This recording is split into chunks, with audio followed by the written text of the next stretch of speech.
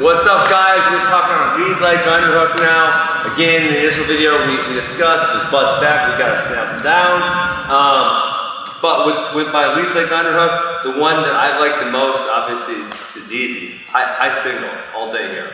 And if I say the biggest mistake kids make here is they actually go way too low. So a lot of times they'll throw it up and they'll drop way down here.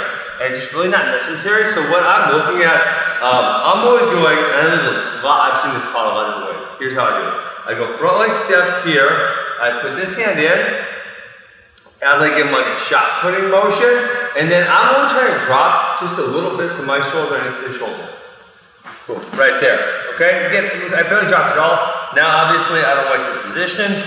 Boom, I gotta pivot, so we're 3 feet in a row, and I'm in a really good high single, finishing position, which we taught that on the single leg DVD if you want to see all the finishes there. So, boom, here, step throw, front leg goes, and so the main reason I do that is because if I go here and this leg's already going back, boom, right, I can snap it down, okay? So, but man, I know I'm kind of being a dead horse, talking a ton about the balance and the positioning between going underneath them and bringing them underneath us. I can't stress that enough. It's so important that kids understand that, and then they're not forcing, they're saying, I'm getting underhooked and I'm gonna go underneath it. No, like read the position, see what the position says, and then act accordingly. Okay?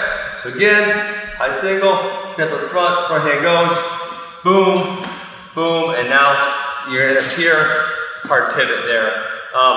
The other piece of advice that I would give kids here is don't chase this. For me, this is a one-step thing. I'm gonna go here, and if I can't get it in that one step, I don't wanna chase it because that's where really bad things happen, right? So if, for example, I was trying to run him down, he could do a hard, he wants to go lat drop, which I get, he can do, I was thinking wizard kick, but he can do a lat drop if he wants, right? Anytime that I'm running into him, boom.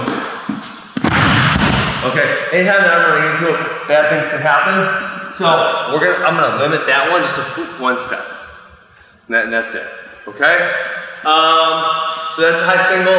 That would be the first thing I would go to. I'd pair that with obviously the snap down.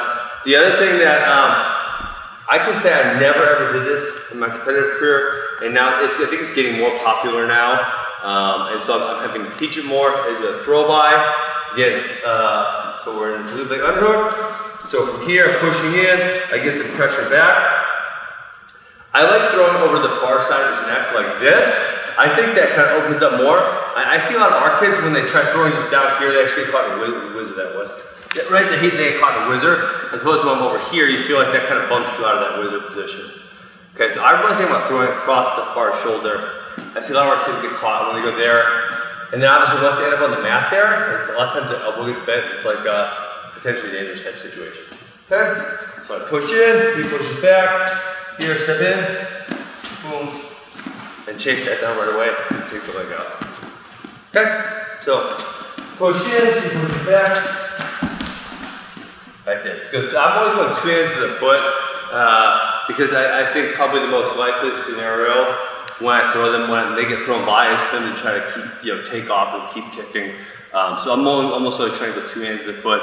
I know once I have 2 hands to the feet, I can crawl up the leg and he's not gonna get away from me anymore. So, lead leg underhook. We're going high single, throw by, snap down. Again, right, I keep my attacks kind of simple, where I have 2 or 3 from every position and just keep going to those. So that's lead leg underhook.